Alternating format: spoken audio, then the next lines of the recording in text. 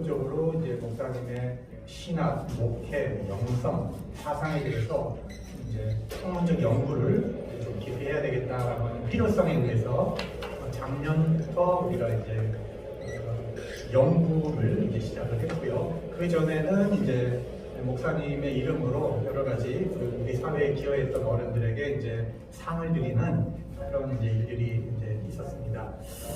그래서 오늘은 이제 그 고영근의 그 초기 영성, 그래서 54년부터 유신 이제 바로 직전까지 목사님의 초기 영성이 어떻게 형성됐는가 하는 부분을 주제로 연구를 이제 하려고 합니다.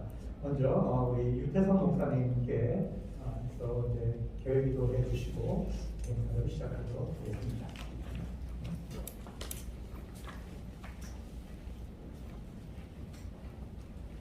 사랑하시고 역사를 주관하시는 하나님 아버지, 오늘 이 시대가 많이 어둡습니다. 많이 악합니다. 시대와 또 세상뿐만 아니라 그리스도의 몸된 교회조차도 너무나 어둡고 부패하고 정말 부끄러운 그런 모습 가운데 있습니다. 이런 상황 속에서 그리워지는 한 분 계십니다. 바로 우리 14년 전에 하늘나라로 먼저 가신 우리 고영근 목사님입니다.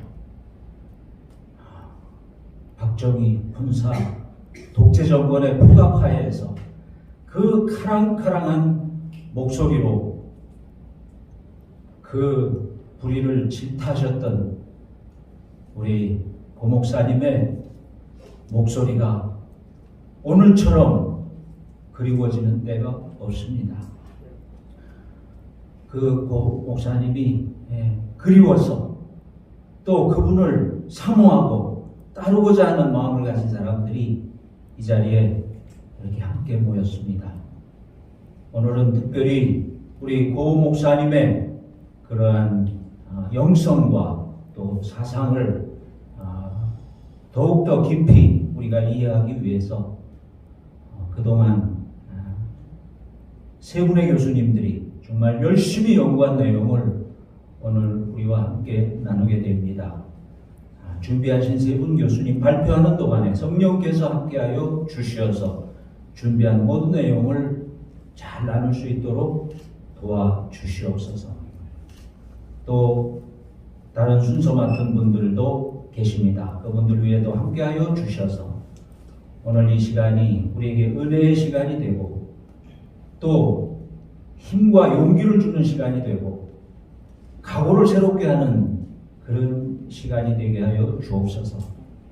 그래서 오늘 이 귀한 학술 세미나를 통해서 우리 모두가 우리 고영근 목사님의 그러한 귀한 영성과 사상을 더욱 깊이 새기고 이어받는 그런 시간이 되게 하시고 그것을 바탕으로 오늘의 이 어두운 윤석열 이 매국 포갑 정권과의 싸움에서도 우리가 넉넉히 승리할 수 있는 그런 힘을 받아가는 귀한 자리 되게 하여 주옵소서. 예수님의 이름으로 기도드리옵나이다. 아멘. 여러분이 받으신 유인물 안에 발제자들의 발표 내용이 들어있습니다. 참조하시면 좋겠고요. 저는 한 20분 정도 기초가 이제 하려고 합니다. 그리고 이제 이설비 여성 중창 팀의 특별 찬양이 있겠고요. 그 이후에 이어서 우리 최강선 목사님께서 이제 발표를 해주시고 잠깐의 우리가 토론을 갖고 그리고 이제 두 번째 큰 발제로 이제 이치만 교수님께서 발표를 준비해 주시겠습니다. 최강선 목사님께서는 이제 호남 신학대학교에서 영성학을 가르치시다가 지금은 이제 현장 목회자로 목회를 하고 계시고 이치만 교수님은 이제 장르 신학대학에서 한국교회가 연구하고 교수하시는 일을 하고 있습니다. 번째 발제를 시작을 하겠습니다. 먼저 머릿말 고민입니다. 제2회 고영근 학교 세미나에 오신 여러분을 환영하고 감사를 드립니다. 목민 고영근 목사님은 1937년에서 2011년까지 하나님 나라에 일을 하셨고요. 1970년대와 80년대를 이제 경험했던 저희 또래, 저희 윗세대들은 이분은 우리에게 그 성경의 예언자를 상기시키는 그런 이름입니다. 특별히 나봇을 죽이고 포도원을 빼앗은 아합에게 나봇의 피를 핥은 곳에서 개들이 네 피 낯설게 느껴질 것입니다. 따라서 우리가 고영근 학술 세미나를 개최하는 것은 그분이 남긴 신앙과 공헌의 의미를 되새겨 우리가 오늘을 다르게 살아가고자 하며 또한 새로운 세대들에게 그 역사의 의미를 남겨서 신앙과 실천의 모델과 교훈을 남기고자 합니다. 저의 발표는 주로 1970년대를 중심으로 고영근 목사님의 상고 이유서와 최후 진술서를 기초로 해서 70년대 목사님께서 기독교 운동사에 남긴 업적과 사상을 정리하려는 것입니다. 두 번째 장에서는 제가 고영근 목사님이 한국 기독교 운동사에서 어떤 자리에 계셨는가 하는 것을 좀 살피겠고요. 크게 두 번째 장에서는 고 목사님의 이제 신학사상과 사회사상을 검토하려고 합니다. 먼저 고영근 목사님의 이제 시대와 사회적 정책 배경 부분은 주로 이제 박정희 정권 시대 이야기 때문에 제가 뛰어넘겠고요. 2페이지에 중간 밑에쯤 가시면 고영근 목사님이 이제 구속되는 때는 1975년입니다. 이때는 어떤 시대였냐 하면 이제 학생운동이 커지니까 민청학년 사건이라는 걸 이제 박정희 정권이 일으켜서 수많은 그 학생 청년들을 이제 감옥에 보내고 또 인혁당 사건을 조작해서 무고한 사람들을 사형에 처했던 그런 아주 폭압적인 시대였습니다. 또 기독교 운동과 사회 운동을 끊기 위해서 수도권 빈민 선교자금 유용 사건을 일으켜서 NCC 총무와 수도권 그 선교 실무자들을 감옥에 집어넣는 그런 시대가 있었습니다. 그때를 우리가 이제 김주축부호라고 하는데요. 그때 이제 목사님이 두 차례 구속을 당하게 됩니다. 이때 이제 박정희 정권은 한국에 종교 자유가 있다는 것을 세계에 보여주기 위해서 빌리 그레이엄 이제 73년 이제 집회도 엑스플로 74 대학 CCC가 주관했죠. 77년 민족복음화 대성회 이런 대규모의 기독교 집회를 정부가 서포팅하고 한편으로는 박정희 정권에 이제 반대하는 기독교인들에 대해서는 아주 포갑을 하는 당분과 채찍 정책을 아주 극명하게 사용하던 그때였습니다. 특별히 이때는 많은 이제 기독교인들이 지도자들이 국가 조창 기도회를 통해서 이제 정권에 접근하는 그리고 영향력을 행사하려고 하는 이제 그런 시대였습니다. 고영근 목사님의 신앙과 그분의 사역의 방법은 어떤 것이었나 살펴보겠습니다. 고 목사님은 그 평안북도 출신이고 그분의 신학적 배경은 순교자들 감옥에서 이제 신학참배를 강조해서 투옥되셨던 그 목회자들의 이제 그 신앙의 영향을 받으면서 자랐습니다. 그래서 이분의 뿌리는 순교자 신앙이고 또 이분의 신앙 지도를 했던 분들이 다들 부흥사십니다. 그렇기 때문에 이제 고영근 목사님이 사역하시는 방법은 주로 부흥회를 통해서 활동을 하시는 그런 방식을 택했습니다. 특별히 이제 신학참배 반대하셨던 이기선 목사님의 그 신앙적 사상적 영향력을 크게 받았던 분입니다. 이분이 이제 북한에서 공산당에 징집되자 이분은 탈영을 합니다. 그리고 목숨을 걸고 남쪽으로 남하해서 귀순을 했죠. 그래서 이제 포로수 용사에도 계셨던 이제 그런 경험이 있습니다. 고영근 목사님이 이제 사회 문제에 눈을 뜬 것은 35세, 1967년이었고 개혁적 발언을 시작한 것이 1968년으로 이렇게 지금 나타나고 있습니다. 목사님의 기록 속에서 그런 이야기가 나옵니다. 69년에 이제 부가연 교회 담임 목사로 부임을 했는데 동시에 이제 한국 부흥사협회 서기를 맡았어요. 그러니까 교회에서는 목회를 하시든지 부흥회를 하시든지 둘 중 하나야 회기를 이제 강요했고 목사님은 목회를 사임하고 이제 그 부흥사로 이제 활동을 하시게 됩니다. 그리고 1972년부터 이미 이제 투옥을 이제 각오하셨던 것 같아요. 사모님의 질문에 의하면 가정 예배를 드릴 때 내가 옥에 가더라도 이제 자녀들에게 너희는 절대 그걸 나쁘게 여기지 마라. 내가 감옥에 가면 책도 보고 공부할 수 있다. 이제 그렇게 마음의 준비를 시켰다고 하고, 사모님에게도 주기철 목사님의 사모님이 어떤 마음가짐으로 살았는가 하는 것을 자꾸 얘기하시면서 마음의 준비를 할 수 있도록 하셨다고 합니다. 법정 최후 진술에서 이렇게 표현합니다. 내가 70년대까지는 박정희 씨에 대해서 박하라고 존칭을 썼습니다. 왜냐하면 지지하지 않았지만 국민이 뽑았기 때문에. 그런데 72년부터는 박정희 씨에게 대통령님 박하라는 존칭을 붙이지 않습니다. 국민의 주권을, 대한민국을 짓밟았기 때문입니다. 이렇게 최후 진술을 하셨습니다. 4페이지로 가겠습니다. 70년대에는 그 한국 민주화 인권운동의 주역은 이제 기독교 세력이었습니다. 특별히 이제 기독 청년 학생 운동, 그다음에 이제 NCC, 또 수도권 실무자들, 또 특별히 이제 산업선교, 이런 그 이제 현장 선교사들과 NCC 청년 학생들이 이제 주역을 맡았었습니다. 또 한편으로는 그 개신교회를 성장시킨 주역은 어떤 면에서 이제 부흥운동을 주도했던 보수 기독교 목회자들 세력이죠. 근데 고영근 목사님은 참 독특한 인력을 갖는 게, 이분은 부흥운동의 중심에 서 있던 분인데 또한 민주화운동에도 쓰게 되는 이 양쪽을 다 이제 포괄할 수 있는 경험을 하신 분입니다. 그래서 69년부터 이 부흥회의 풍토와 체질을 개선하기 위해서 노력을 했는데 결국 이제 성공할 수 없다는 걸 깨닫고 독자적인 길을 가게 됩니다. 인용물을 보면 이렇게 말합니다. 편법주의적 부흥회가 날로 왕성해 가고 있다. 그래서 예언자적 부흥회는 위축된다. 그러니까 주기철 목사님이 이제 하시려고 했던 방법은 예언자적인 부흥회를 통해서 한국교회를 개혁시키고 바르게 역성을 잡겠다라고 했는데, 기성의 이제 부흥운동은 이제 그 길을 택하지 않으니까 이제 다른 길을 가게 됩니다. 또 73년 빌리그레엄 전도 집회를 준비하는 데도 이분이 참여하게 되는데, 그것이 끝나고 나서 한국의 부흥사들이 이제 자신감을 갖게 됩니다.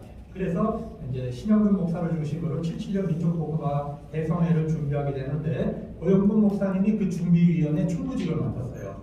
그래서 여기 기독교회가 807호에 사무실도 차리고 활동을 하셨는데,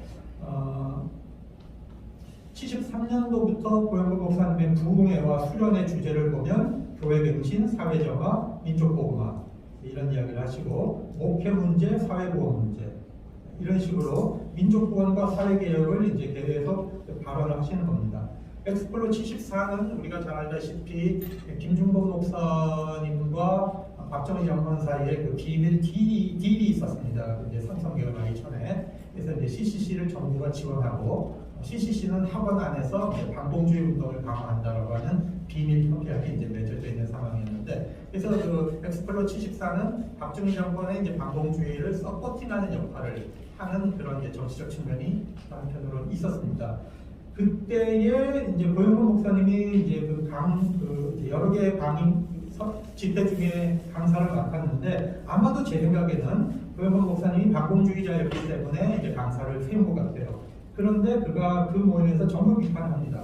그러니까 이 엑스플로 74 측에서는 전혀 예상하지 못했던 일이 벌어진 거죠. 그로부터 이제 고영근 목사님이 정치학, 경제학, 사회학을 비판하니까 다른 부흥사들이 고영근 목사님을 자꾸 이제 비난하게 됩니다. 그래서 고영근 목사님은 1975년 부흥사협회를 탈퇴하면서 77년 민족복음화 대선의 총무직도 그만 두시게 됩니다. 그리고 예장촌의 전도부 목사직도 사임을 하고 독자적으로 한국기독교 선교회 총무로 일을 하시게 됩니다. 고영근 목사님을 이제 후원한 사람들은 보통 우리가 이제 NCC 에큐메니컬 운동은 외국에서 오는 그 자금에 의해서 많이 움직였습니다. 특별히 이제 독일, 또 WCC 이런 이제 외국에서 오는 후원들로 인하여 한국의 에큐메니컬 운동이 이제 계속 이어져 왔는데 고영범 목사님을 후원하신 분들은 대부분 일반 교회의 굉장히 보수적인 대중들입니다. 그러면 왜 고영범 목사님이 그렇게 센 발언을 함에도 불구하고 고영범 목사님을 후원했는가? 이게 굉장히 중요한 포인트라고 봅니다.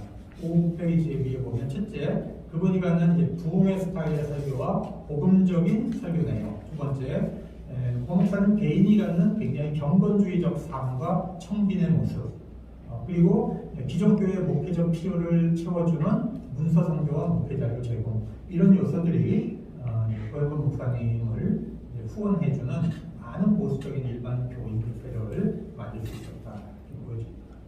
고영범 목사님이 이제 구속이 되는데 70년대 말에 구속한 그 비판한 내용은 첫 번째 이제 유경수 여사 묘지를 천평으로 만들고 학생들을 대거 동원해서 이제 참배시켰는데 이걸 이제 우상 숭배라고 비판을 한 겁니다.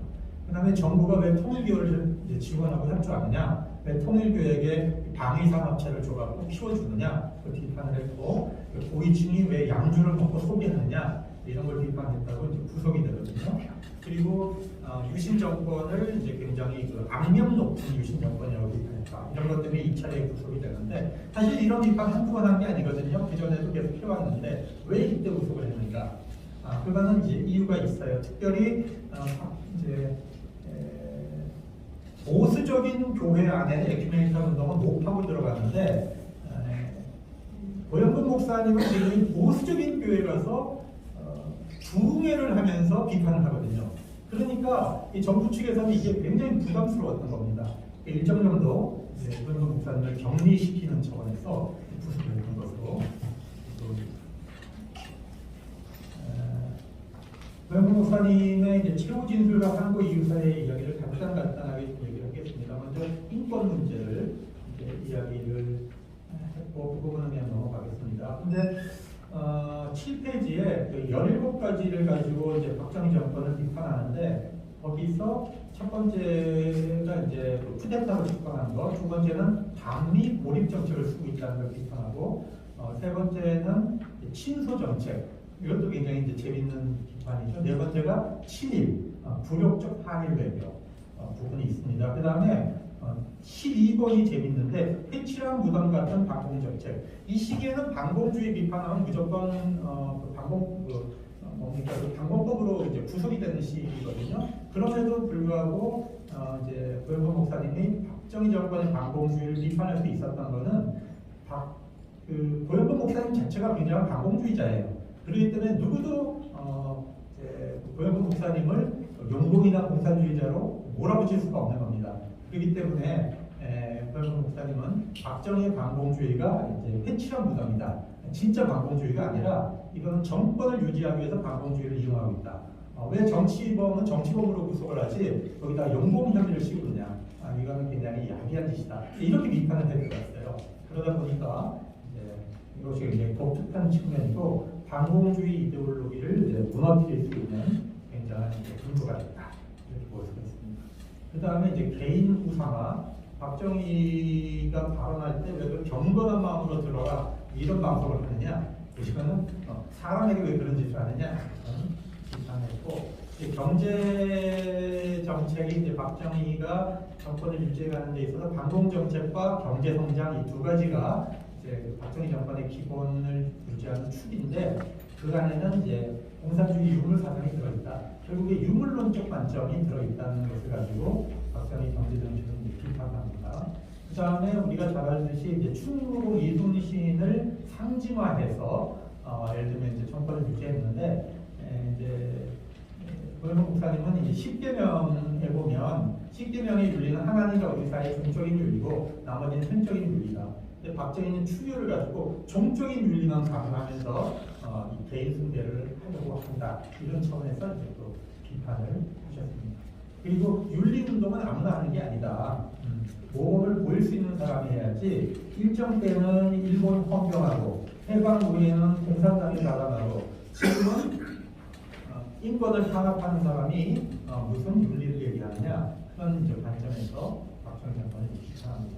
그 다음에 이제 정교분리 문제에 대해서도 고영범 목사님은 정교분리 입장을 지지하지만 원칙적으로 정교분리 이론이 이 정권에 의해서 사회 정의를 탄압하는 목적으로 정교분리를 사용하고 있다. 이런 차원에서 정교분리 문제를 비판합니다. 그 다음에 10페이지 맨 밑에 보시면 박정권 유신을 지지하는 독박 아세하는 정의감을 잃어버린 형식적인 교회가 있고 하나님의 뜻을 참으로 선교하는 참교회가 있다. 이렇게 이제 형식적인 교회와 이제 참교회를 분리해서 생각을 하는데 저는 이거를 바로 강권주의 운동을 했던 슈페너가 교회 안에 작은 교회라고 하는 그런 신학적 테마를 내놓잖아요. 그러니까 다수 교회와 제도 교회가 교회 역할을 하지 못할 때는 소수의 이제 그 참된 교회 역할을 하는 교회가 전체 보편 교회를 대체할 수 있다라고 하는 신학적 입장이거든요. 그런 차원에서 고영훈 목사님의 참교회 교회로는 이제 그런 교회 안의 작은 교회로는 신학적 근거를 가지고 보여줍니다. 결론으로 가겠습니다. 11페이지. 지금까지 고영훈 목사님의 삶과 신앙적 배경, 기도운동에서의 그의 자리, 그의 1970년대 글을 통해 사상과 신학에 대해 살펴보았습니다. 순교적 신앙의 유산과 부흥사 전통, 반공주의를 계승한 인물입니다. 그럼에도 불구하고 한국의 보수적 부흥운동과는 다르게 또한 에큐메니컬 사회주의 전통과는 또 다르게 새로운 기독교 사회운동을 전개한 인물이라는 면에서 한국교회사에서 독특한 계보를 형성했습니다. 그의 신학과 사상은 철저하게 성경적 근거를 가지고 있으면서도 그는 한국에서 많은 공부를 해서 교회 국민 정권 외세를 향해 회개와 바른 삶을 외치는 예언자적 담론을 형성했습니다. 그는 청교적 삶을 살면서 비판을 했기 때문에 그의 윤리적 힘 앞에 수사관들과 재판관들조차 수긍할 수밖에 없었습니다. 작년에 고영근 학술 1회 학술 세미나에서 이미국 교수가 이제 1980년대 광주 민주화 운동 이후를 다루었고요. 안교선 교수님은 이제 90년대 통일운동이 전개되던 시대의 고영근 목사님이 이제 비전향 장기수들과 서신을 교환하면서 그들의 이제 인권 문제와 그들을 지원하는 활동을 했던 것을 연구했습니다. 그래서 이 고영근 목사님의 신앙과 양심과 사상은 그가 생명을 다하는 데까지 멈추지 않고 발전하고 변화했다라고 하는 것을 이제 이야기하려고 합니다. 오늘은 1970년대부터 90년대 그 활동의 뿌리가 되는 이 목민 영성을 연구하려고 하는 것입니다. 그래서 우리 시대의 고영근 목사는 과연 어떻게 살며 어떤 예언자적 음성을 내었을지 우리가 마음을 다잡으면서 그 삶을 교찰하고 본받으려고 하는 것입니다. 목사를 마치겠습니다.